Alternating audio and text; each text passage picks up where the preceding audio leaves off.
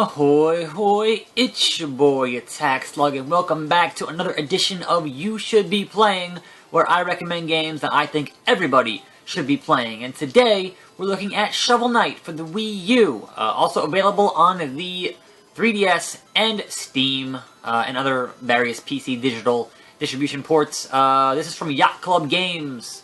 I want to say it's ex-members of Way Forward, if I recall correctly. It is a 2D platformer in the vein of like Mega Man and DuckTales, and so we're just going to hit B here. We're going to start. I did beat this game. I obviously didn't do everything, because I never do everything, but we're going to just play a little bit, because I think it is a game that everybody should at least give a chance. It came out this year. I finally got around to it, like, last week, so I am kind of, a bit behind the curve on things sometimes. But this game is $14.99. We are the Shovel Knight. I'm just going to head into the first area here. Just the very first area. If you haven't seen this game before, to give you an idea of what it is. So, much in the vein of, say, a Mega Man or a DuckTales, there is no run button. So it is a two-button game. You've got obviously you have your shovel, and you have jump. And you can do like the DuckTales pogo stick type attack. And that's kind of the core of what this game is. Obviously, all the abilities that I have right now are all, end of the game abilities, so it's not going to look like this when you just start a new game, but I wasn't going to start a new game for this video. Much like Mega Man, you have, that's the wrong button, you have different items. In this game they're called relics, but they act like Mega Man powers, and they act on your magic meter. So if I wanted to use the fire rod here, I can jump, and I want to say it's up and Y. So, much like NES games that had the limitation of the two-button system, you have to use one of the existing buttons and the up on the D-pad to use that.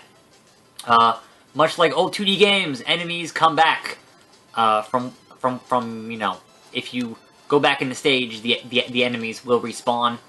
Whether or not you like that kind of game style is, completely up to you. I will say this game treads heavily on nostalgia. Now, it's not to say that it isn't an excellent game, because this game can sure as hell stand on its own as an excellent product, but if you don't have the nostalgia glasses for this style of game, you might not perhaps enjoy it as much as I did. So, just, be forewarned that if you didn't grow up in that era, it might not appeal to you, but as someone who spent my childhood playing an awful lot of those games, this is hitting all the right notes in a big way for me. So, this game does have a checkpoint system, but you can also make it harder for yourself. So you can destroy the checkpoints here, and or I thought you could destroy the checkpoints. Perhaps I already did. I don't remember how it works, but I do remember destroying some checkpoints. It might be a thing not in this stage, because this is the first stage. I really don't remember. But everything in this game is based on money, and so it does allow you to destroy the checkpoints to get more money, and more money gets you more upgrades, and upgrades super important. Spikes will kill you. There is a relic that will help you with that. And this should be like the first boss type. I'm just gonna bounce on your fucking head, because that's video games. I really enjoy it. But yes, this is, going through this, at the end of the game when you are fully upgraded is, perhaps, I am way overpowered for this shit. So we're just gonna kind of blaze through here, get to a more difficult stage, if we can. There are all kinds of, obviously this is teaching you what to look for to find secret areas, even though, it is not a secret area. But given that you are the Shovel Knight with your shovel here, that's, a thing you do is dig, because, you have a shovel. So yes, here you would see the example. Okay, you just learned what hidden areas look like, so, kill this guy, and then go hunt down a hidden area, much like a lot of classic 8-bit, 16-bit games had. Now, you can see here, I already, that's kind of grayed out because I already have it. There are a number of those, and that is the soundtrack for the game that you can collect. I didn't get them all because I never do everything. We're going to use our fishing rod here. See if we can't catch a fish. There it is. Oh. Alright, so that's a whole different system where I have potions that do certain things, but you can only carry 2 of them, and I am maxed out on my potions. So, but yes, there are different spots to find different collectibles, and different spots to find different items that can be useful in the game, and there's a lot in here. And it's all really well done. It's got an excellent soundtrack that I really enjoy. And there is certainly giant turkey. There is certainly the appropriate level of challenge, which honestly, a lot of games that go for this 2D, I didn't mean to do that, aesthetic here, might not necessarily be able to replicate the challenge you would usually get from these games back in the day, which is not to say it's unfair, because it's not unfair. But don't expect a cakewalk. I died about 60 or 70 times, something like that. I can't remember the exact amount in the 5 or 6 hours that I played through this game, but I thought it was pretty fucking amazing when I did. We're gonna skip that secret just to get out of this stage because I forgot how long this stage was. Do that, kill that guy. So there are a number of upgrades that you can get for your guy. You can get different Shovel Knight like armors. You can get a number of upgrades for your shovel, which is why when I do the thing here, it does a little spark on the ground. And that's cool. But kind of, I guess, like once you do everything, that's kind of you've done everything, and that's not a knock against. God damn it, that's not a knock against the game. In as much as, you've done everything, so there you go. God damn it. Getting reckless. Getting reckless up in, up in this shit. We're gonna skip that. I mean, this should be close to the... I'm gonna die. I knew I was gonna die. So, the other thing in this game, besides the checkpoints, this game has somewhat of a Dark Souls type system when you die. Which is to say, I mean, obviously I don't think Dark Souls originated the concept, but that is the one that people are most familiar with, is that when you die, you lose X amount of your money, and that is what is here instead of a lives system. And if you can make it back to your money before you die again, then you get to pick that money back up, much in the same way that in Dark Souls, you pick your souls back up. So, let him die. I don't know I can get that. Alright. Fuck! Did that really happen? Did that really just happen? Did I really just do that? So, I got the money back, but then I lost it again. There is an upgrade that allows you to lose less money, which is, as you might expect, super useful. We're gonna change over to our flame thing and not jump with that dragon this time. I mean, there's a fair bit of repetition here. But honestly, the game is so well done that I didn't mind when I would die over and over and over again. Like, that really didn't bother me because I was having a hell of a good time playing it. Not gonna get that last bag, it's not worth the trouble. I would say we're just about done with this stage, I hope. Gonna just kind of try to steamroll through. God, fucking asshole slimes in every game. Get that. Get that.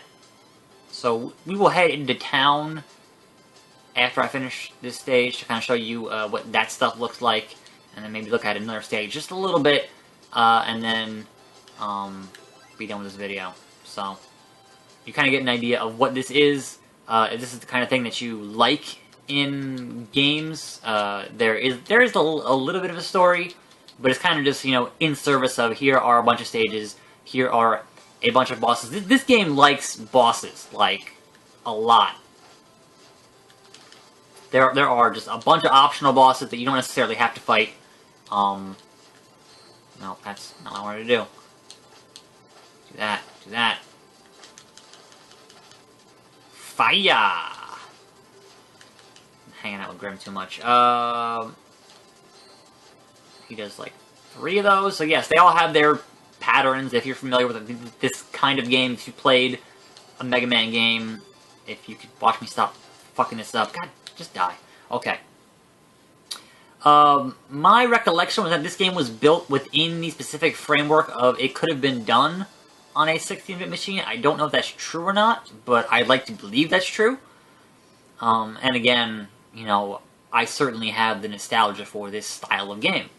So we're going to head into the first town. There are a couple of towns where you can get things done and talk to you. This is very Zelda 2 style in terms of the towns. And so this guy, if you collect music, you can actually go and play different songs that are on the soundtrack. You can see I'm missing a bunch of them here. And I honestly, in terms of collectibles, don't really care.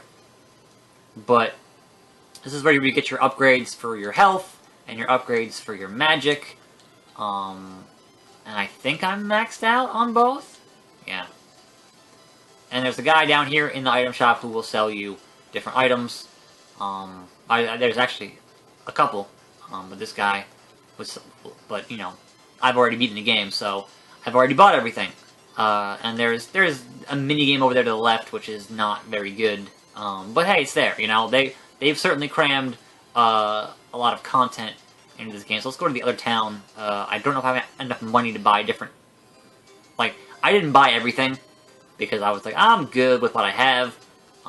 But I will show you here how this other shop stuff works. Is that you can talk to this guy here and go, yo, I want to get more armor, and I can totally buy protection for higher magic limit and harvest magic from foes, and you know, 2 shovel drops. You know, so the last one is useless, but you know, it's gold. It looks nice, so I'm gonna buy this one because whatever. So now my magic is higher. I think I take more damage now. I want to say is the trade-off. I didn't really read that exactly, so whatever. And then as you can see here, you know, you've got different. So I didn't do any of these bonus stages. I guess I could hop into one of these here. I didn't like the Forest of Phasing, so we're gonna go to this one here, which is Knuckler's Quarry. And these are simply you want to get treasure, but you can only do it once you actually have certain items to help you do it. So I want the Dust Knuckles here, and if I keep spamming Y, I can do this, which is super useful. And if you like, until you get those Dust Knuckle things, you can't come in here and use them.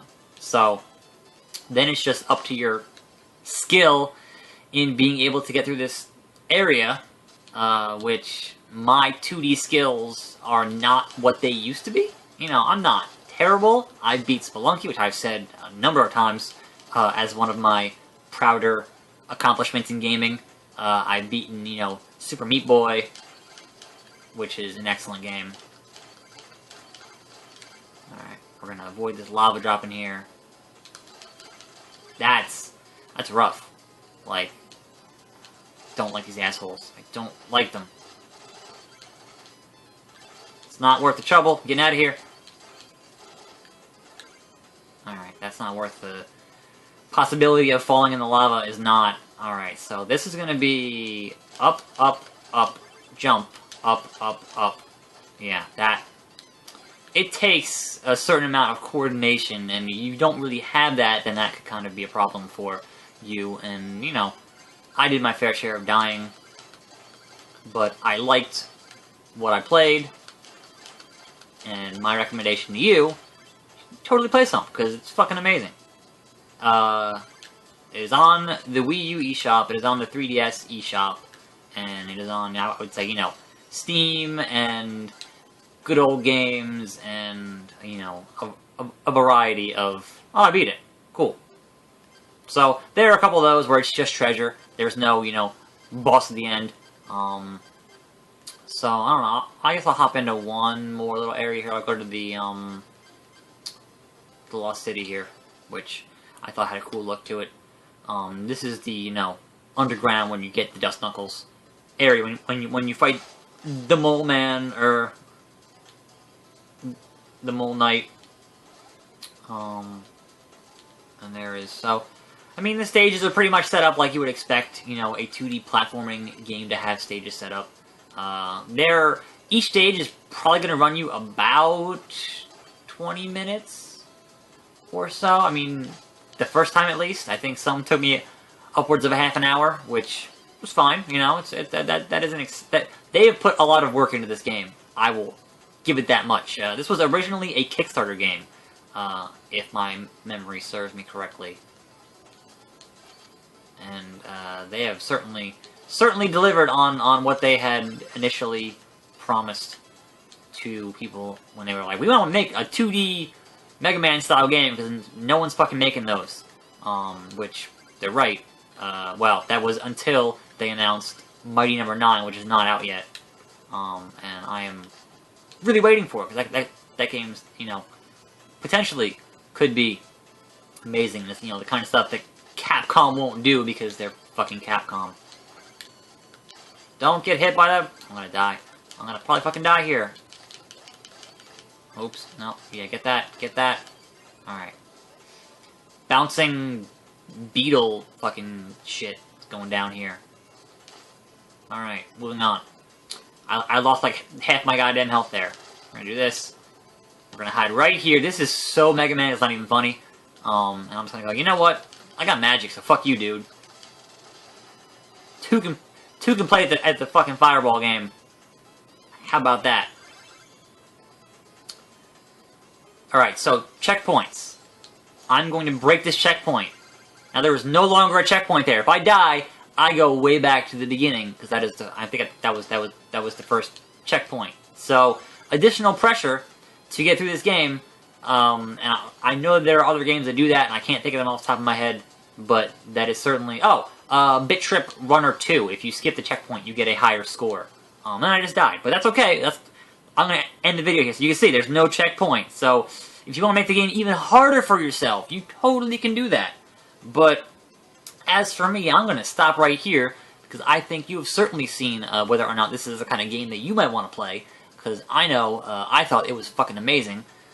So, once again, this has been the You Should Be Playing video series. Feel free to check out my other episodes of this series, or my other videos entirely. I am Attack Slug, and I will see you next time right here on this channel, and I'm out.